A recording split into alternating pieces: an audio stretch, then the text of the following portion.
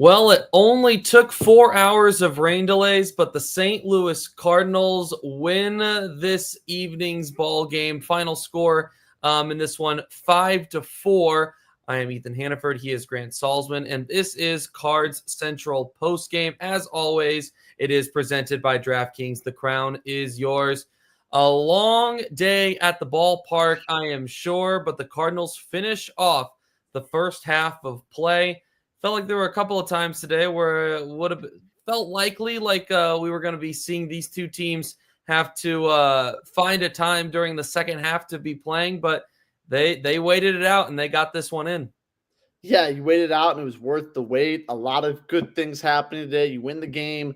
You get kind of unlucky too. You know, Sonny Gray, your aces start, cut to just 3 innings. You find a way to get through it. You find a way to get the W, which is the important thing. And oh yeah, by the way, in the middle of it, you drafted one of the top arms in the whole class of 2025 to add to your roster, hopefully in a few years, with Liam Doyle.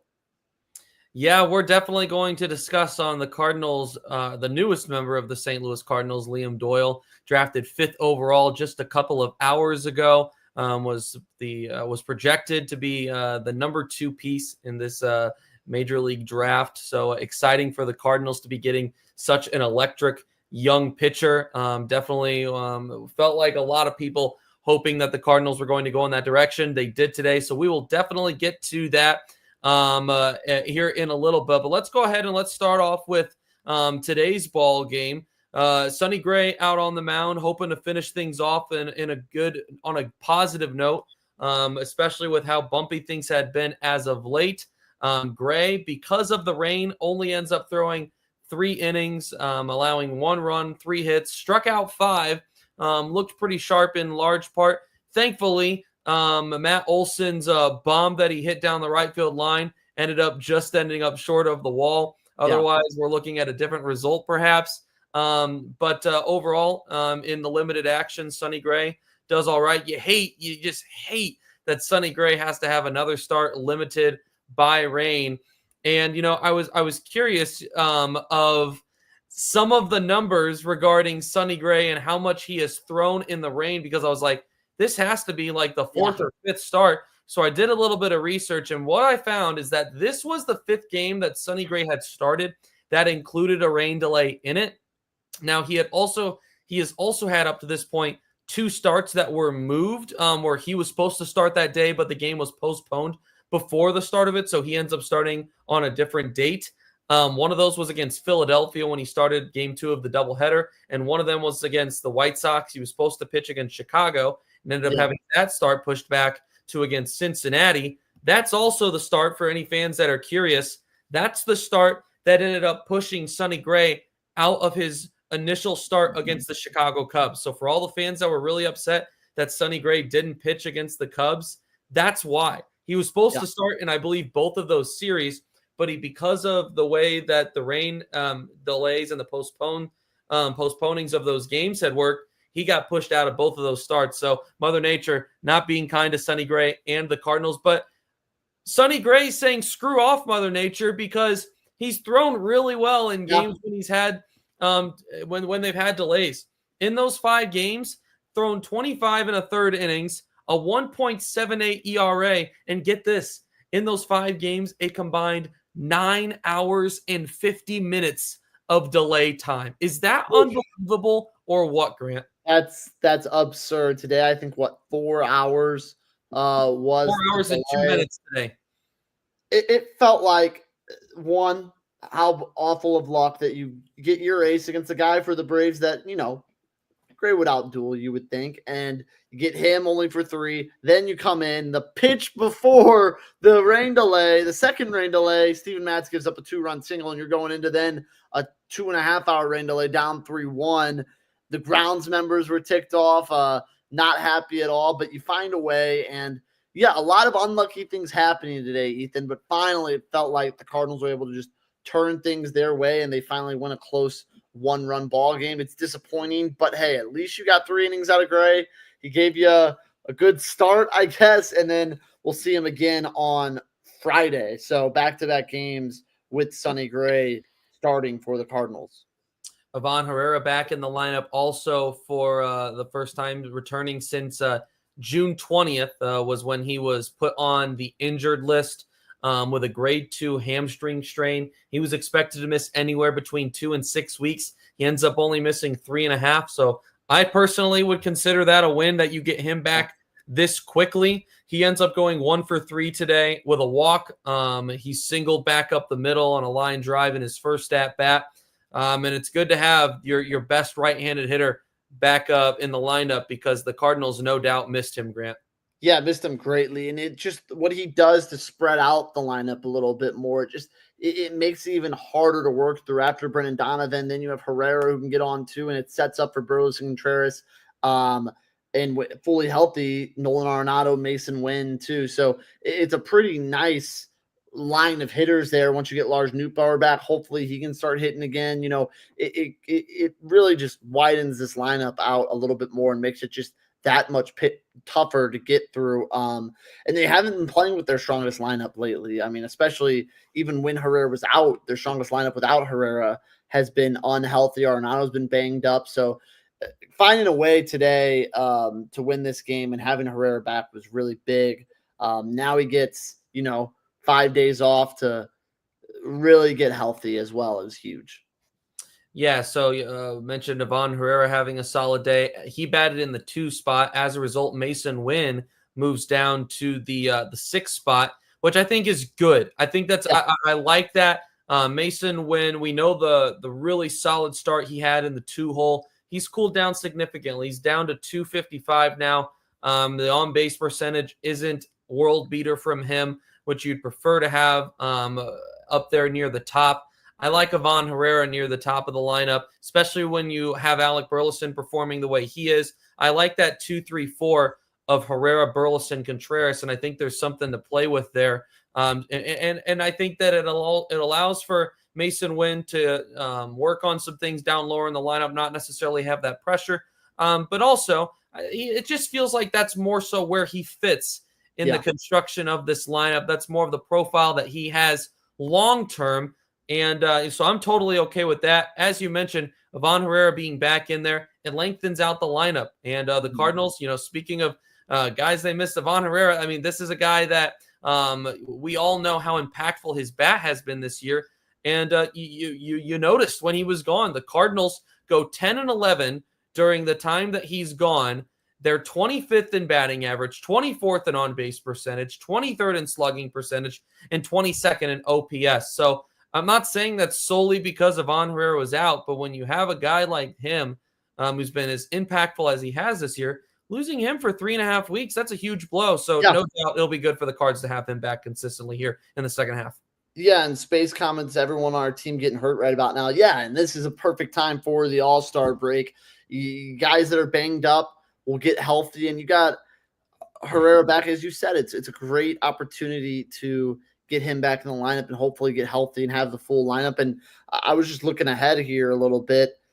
You got 3 huge series against teams from out west coming up that I think will determine the season. You got 3 against the Diamondbacks, 3 against the Rockies, and then 4 against the Padres, who, you're a game and a half behind right now for that 3rd wild card spot.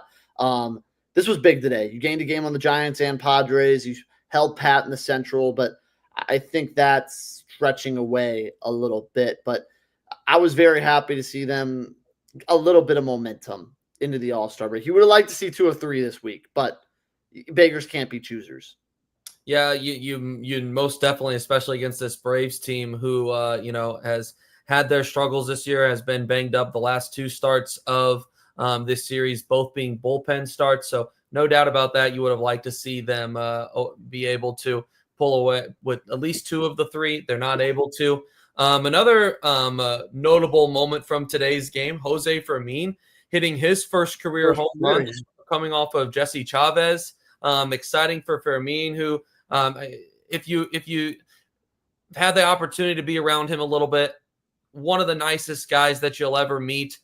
So it's great to see him and his limited opportunity take advantage of it today. And it comes in a moment when the Cardinals most definitely needed him. We mentioned Ivan Herrera coming off the IL. Lars Nootbaar goes on the IL. So Fermin gets to start in left today, and he takes advantage of it and steps up in a big way.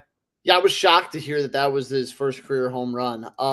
He's been in the majors. It feels like up and down with the Cardinals for a while. He's batting 389 on the season. He's been very serviceable thus far when the Cardinals need him.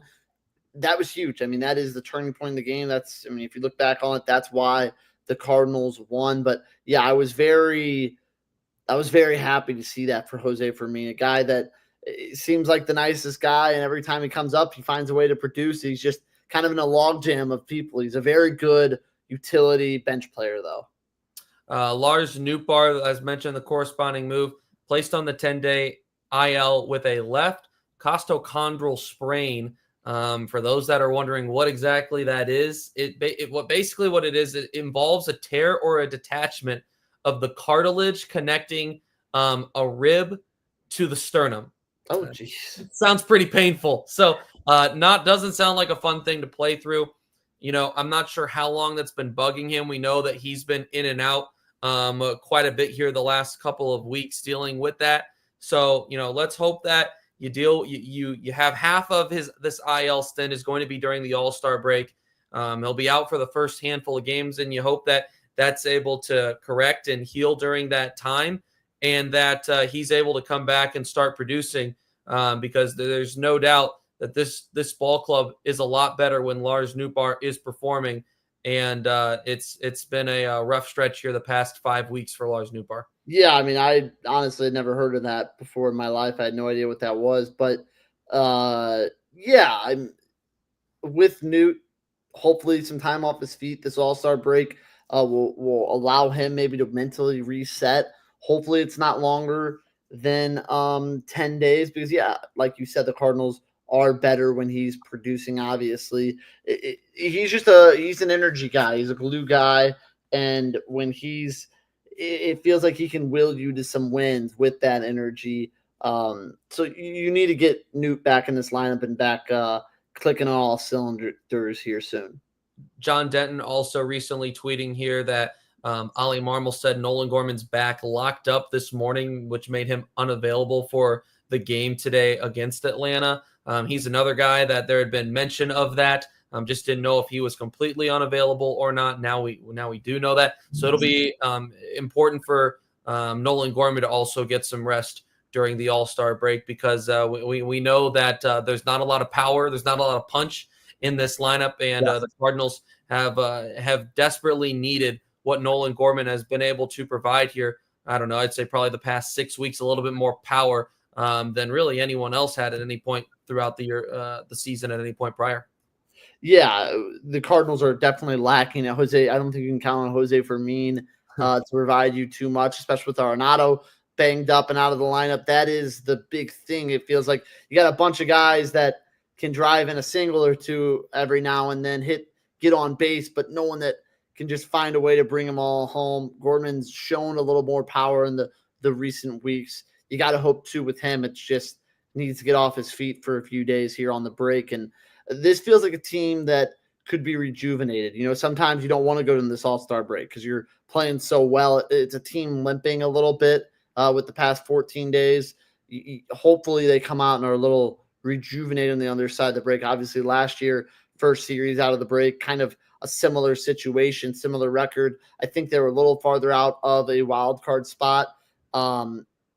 They get swept by the Pirates, and that just can't happen. You got to come out and play well, and hopefully this All-Star break will help you out. But today, if we're going back to today's game, I was impressed with Graceffo out of the bullpen. Riley O'Brien was great. Like this bullpen that you weren't expecting to be a bullpen game, it turns into it. 3 guys going 1 2/3 with Matz, Graceffo, Riley O'Brien. Matz,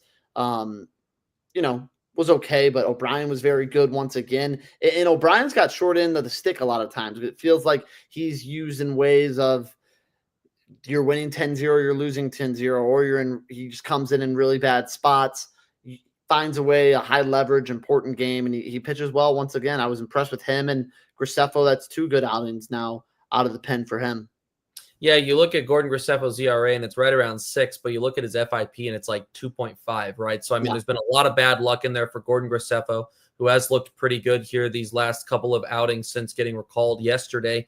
And Riley O'Brien has looked very sharp as well. Kind of started off on the comeback, right, as the low man on the totem pole. But when your low man is able to pitch the way that he has, then it says a lot about the quality of your bullpen. So the Cardinals, I think, feel pretty good going into the second half, what they have in the back end. King's Echo here commenting, saying, I would try O'Brien as a starter. And that's an interesting thought. I'm not sure if Riley O'Brien has ever, at any point in his career, been a starter. The only reason perhaps that I'm a little bit hesitant is that because of the injury history, maybe a guy that profiles with the electric stuff, the fast moving stuff. Maybe it's a guy that I'm a little bit hesitant to try in the rotation, but there have been talks about trying Ryan Helsley out as a starter in the past couple of years at times as well. And I think that as far as the velocity, the movement on the slider, the run on the fastball, they are similar in some ways. So it's not the craziest thought at all. Obviously, it would not happen in 2025. This would be an off-season thing, perhaps a spring training thing.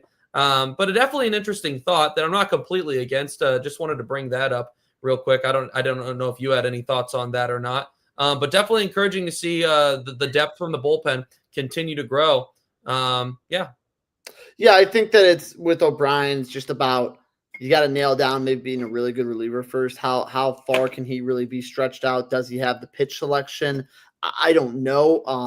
I think that it's more likely for him to be used as a reliever in the future and nailing him down maybe for a higher leverage in the next coming years than a starter. And I see some comments about the draft.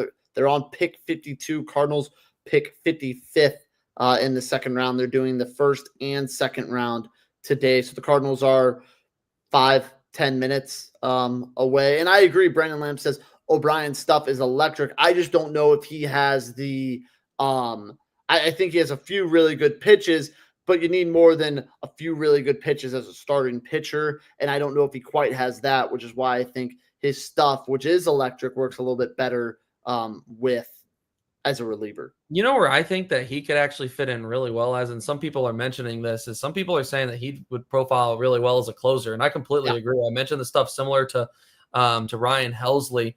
If this guy is able to, I imagine if he continues to pitch at the level that he is, the quality that he is, he's going to get higher and higher leverage opportunities. And it would not surprise me if at some point he gets an opportunity, if the Cardinals do trade away Ryan Helsley or if they don't re-sign him in the offseason. It would not surprise me if Riley O'Brien is making his candidacy for the closer position. Mason Windu commenting saying 10 to 15% improvement by O'Brien, and you might have the 2026 closer. I agree. I don't know if I could necessarily at this point put a number on what I want to see him improve. As far as the numbers go, it's been pretty dang good. I mean, the velo, the stuff looks really sharp, but you want to, like you said, you want to see it over an extended period of time to know that it's just not a little stint. But that would be an interesting conversation eventually to have.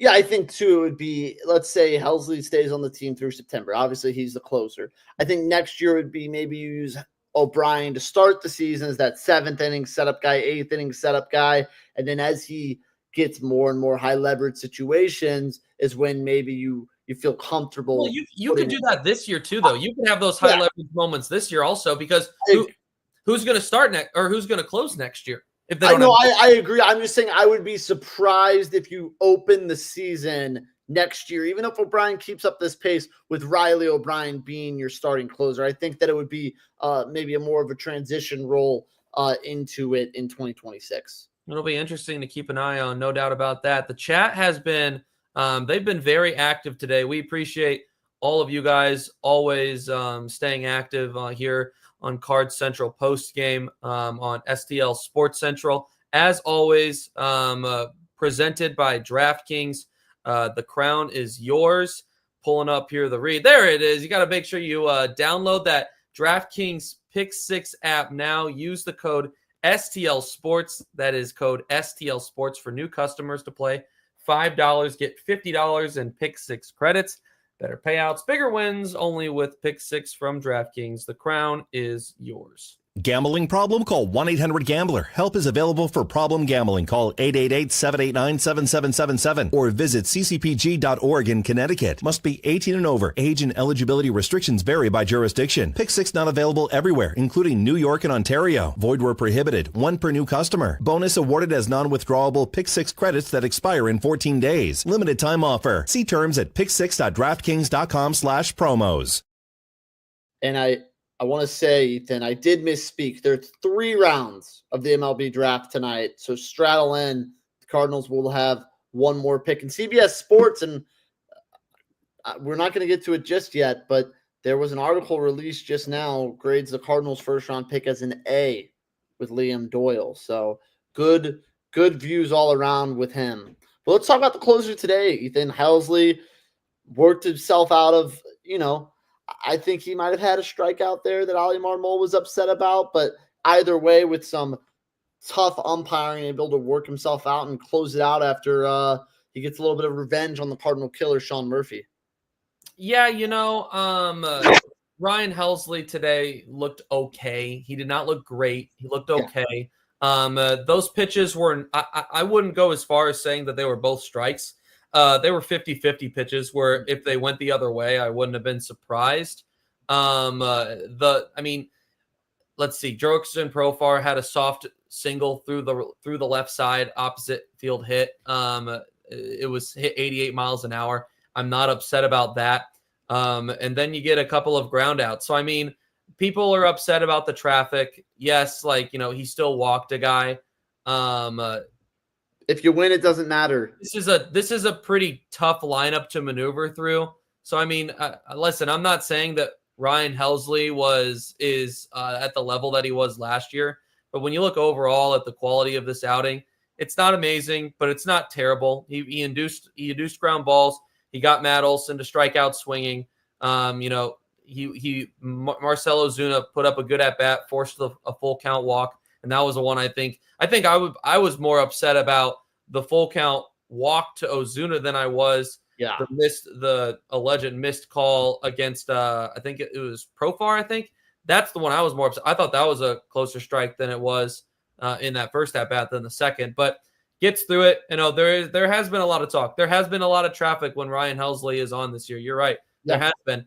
The question is do you feel better about the Cardinal bullpen? If the goal is to win, if you think that you have a shot at making things interesting this year, do you feel better about the Cardinal bullpen without him than you do with him? I don't think you do. But if that's not the goal, then that's fine. I'm not saying the Cardinals shouldn't be shopping Ryan Helsley. I'm just saying that I don't know. The Cardinals don't get any better whatsoever if they trade away Ryan Helsley. And if you're okay with that, then that's fine. But Phil Maton being moved in as the closer isn't going to make your bullpen any better. It's not going to make it any deeper. You do have a lot of young guys, but there isn't a lot of seasoned veterans in there right now. So it really all depends on what your view of this of the goal of this Cardinals season is. I'm not saying it is to win. I'm just kind of pointing out the different sides of this argument here. Yeah, and a couple of really good comments here about Helsley. King's Echo chirping me a little bit because I said it doesn't matter because he gave up 0 runs. And I agree with what King's Echo is saying, is that he hasn't been as good this year. So obviously, if you're looking big picture, Helsley has been disappointing. But if I'm talking about Cardinals beat the Braves today in isolation 5-4, the important part is there's a 0 under Helsley's name for runs given up, and that means you win the game. So for today, it doesn't matter how he looked. If he loaded the bases and got out of the inning without giving up a run, it results in a Cardinals win. So for today, it did not matter. You win the game. He gives up 0 run. No, and no disrespect taken, King's Echo, but you win the game. That's what's important. Other comments talking about Bernie. Yeah, the fastball hasn't been as good this year. It was a top tier, and it's fallen off a little bit. He also, I think some of the game calling has been a little bit backwards. I agree with Brandon Lamp that you need to throw that slider a little bit more because it makes the fastball look a heck of a lot better. I think that sometimes, and whether it's Pajes or whether it's Marmol, Descalso, whoever's calling in the pitches in certain situations, they're a little confusing. I feel like sometimes they might try to be a little too cute in moments where sometimes I just want Helsley to grip it and rip it and then throw that breaking slider and just keep people off balance, which he just feels more tight this season. But today, you win the game. That's what's important. Yeah, I'm not sure if Helsley calls his own game or if Pages is. Well, I saw Descalso putting in some signs because they were zooming in on him with after Marmol got ejected. So I'm not sure if that's I don't think that I'd be really surprised if Descalso is calling the game. I would be too, but I'm just saying maybe in that situation, I don't know what the sign was. Is all I'm saying. I don't know who's putting it in. And the Cardinals did just draft Ryan Mitchell, a high school senior out of Houston High School in Tennessee. He's an outfielder, bats lefty, throws righty. 6'2", 185 pounds, 18 years old.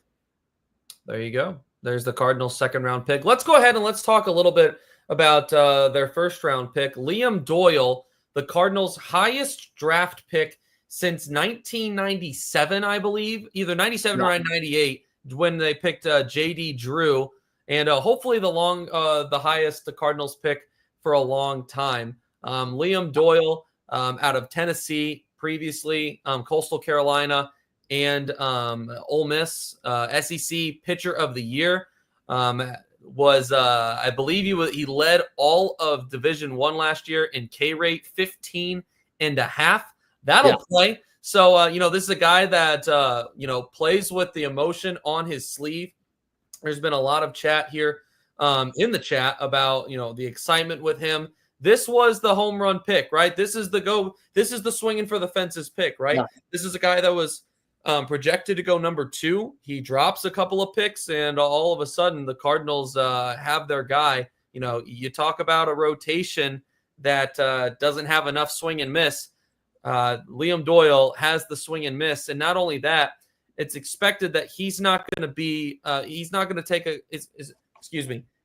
to be a guy that's going to take a super long time to develop in the minor leagues. They expect his track to the majors to be relatively quick, which gives you some excitement as well that perhaps it's not that far off the horizon for Liam Doyle to be an impact piece for this Cardinals rotation. Yeah, I can't say for certain that we'll see him in 2026, but I'd be very surprised if by 2027 he wasn't on the big league roster. Guy that has all the stuff. Maybe the composure's not there. I've seen some comparisons to Al Hrabowski of him on the mound, but I also saw Skubal. Yes, yeah.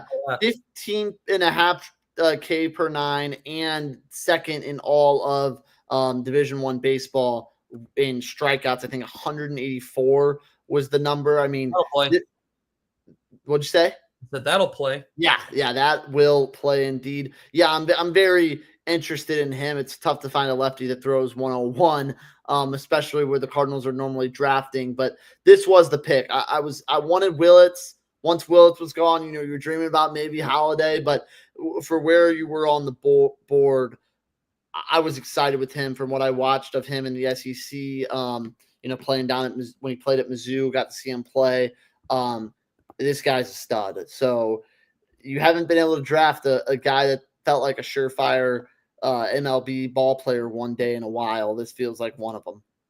Boy, I tell you what, the start of that first round was absolutely insane. There had been talks that perhaps Ethan Holiday could drop to 4 earlier in the day. When he had been, it felt like not consensus to the extent that some of these guys the last couple of years had been, but it felt like it was a pretty surefire thing, right? That he was going to be the number 1 pick. The days leading up to the draft, that kind of fluttered.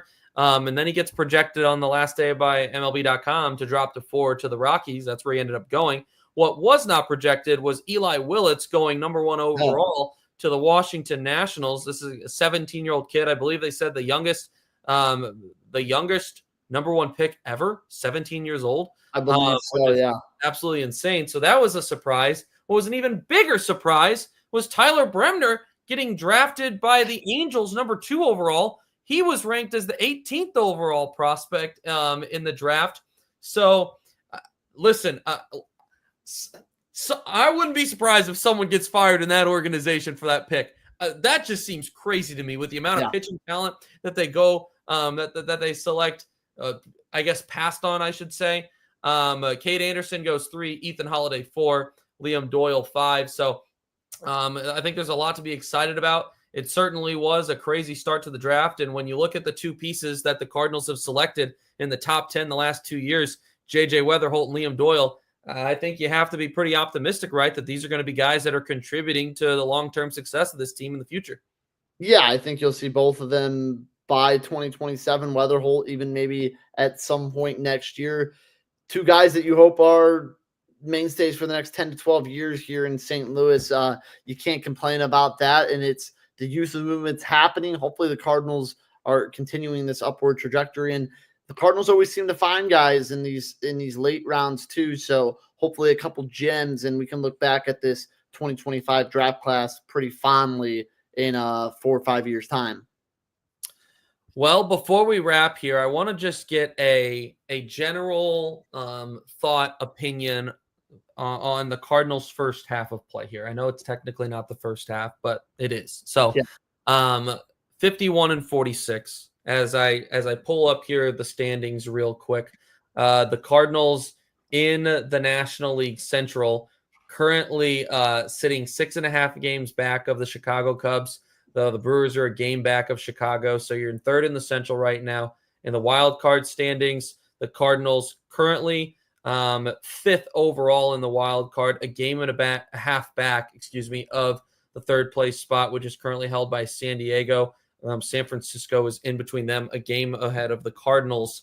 So when you look at what this first half has been overall, when you take into consider what the expectations were, when you look at what the highs have been, what the lows have been, what is your overall just brief synopsis review of this first half for the St. Louis Cardinals? I think if you asked me, told me all those things in March, I would have been pretty happy. I would have said, okay, this team I thought was going to be a little worse than this. They're 51-46 in the mix.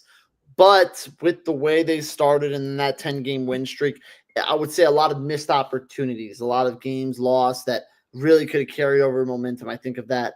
You win the first 2 games against the Cubs, and then you lose the next 2. You get swept by the Pirates. So just really 3 games. If you win that series against the Pirates and win 1 more against the Cubs, I think I'm much more optimistic about how things are going. That way you're 3.5 games back of the Cubs. You're in a wild card spot. But before the season, I'd give it a B minus maybe for this, because I think it's a pretty good spot from what the expectations were in February during spring training. But maybe now a little bit more of a C+, just with the way then if you asked me in the beginning of June, I would say a C. So that's kind of how I'll say that. It felt like expectations were getting higher, and then you've kind of fallen back to earth a little bit. Yeah, I would agree with Jeremy. Before the season, I would give it a B. Interesting comment here. Mason Windu saying this victory put the Cardinals 1 game better than the 2024 team after the same number of games played. J. Call commenting saying what's really disappointing is that there's a really good chance the Cardinals would have a better record than the Cubs if they didn't have Fedde and Michaelis. It's mostly Mo holding this team back. Just a couple of comments there from the viewers. Brandon saying a C+. And Peppermint Patty here saying C-. The pitching on this team and the management has been not a pretty show. Let's be honest. Brandon says if you get Michaelis and Fedde off my team by midnight, then an A+. I would probably say a B-. Yeah. And it has the potential by year's end to get to a B. And the reason that I say that is I would say that based off of the expectations, this season has been slightly above average. Yeah. The Cardinals, when you look at most of the power rankings, are probably right in the middle of the pack, maybe slightly above the middle of the pack, or slightly above league average, right, overall. Mm-hmm.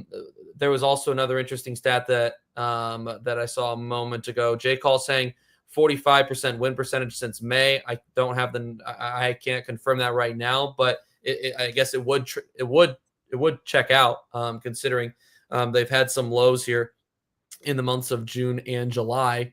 But overall, when you looked at what the expectations were for this team going in, this was a year that was meant to figure out what you had in a lot of your young guys. And I think that to a certain extent, the Cardinals have done a decent job of figuring out what they have in some of their young guys. I think the Cardinals, are going to probably hit the offseason pretty hard figuring out who's going to be or trying to figure out who's they're going to move on from, who they're going to keep, gauging what the interest around the league will be. Mason Windu saying defense gets an A, offense gets a B minus, starting pitching gets a C minus, and the pen gets a B. I like those. I actually like those a lot. That's a pretty good grading in my opinion. And I'd be curious, Mason Windu, what your total combination of those grades are. Maybe I already put yours on there. Maybe I missed that. But if you haven't, I'd like to hear what your thoughts are on the combined grade. But yeah, overall, when you take into consider what the expectation was, it was, in my opinion, it was the record was never going to be the most important thing about this team in 2025. It was getting clarity on who is a player and who is not. And you have figured out, if you hadn't already, but I feel like to a whole nother level this year, that Brendan Donovan is a player. You figured out that when healthy, Ivan Herrera is a player. Same with Alec Burleson. As I scroll down, we already knew that Mason Wynn was a player. Victor Scott has shown the potential. I think he has given you pretty good signs that he's going to be the center fielder of the future. Yeah.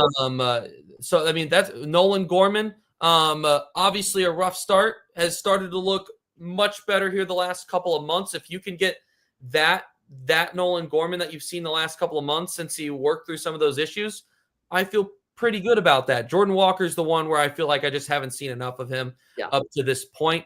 The starting rotation's a different story. Obviously, we would like to see Michael McGreevy up to this point at some point. I'll say this. I know fans are extremely frustrated about Michael McGreevy and not getting to see him. I will say this. I don't think that fans are nearly as frustrated by year's end, because I would be really surprised if we don't get a full 2 months of Michael McGreevy being on the mound. Now, you could say, well, he could have had way more time, and you're not wrong.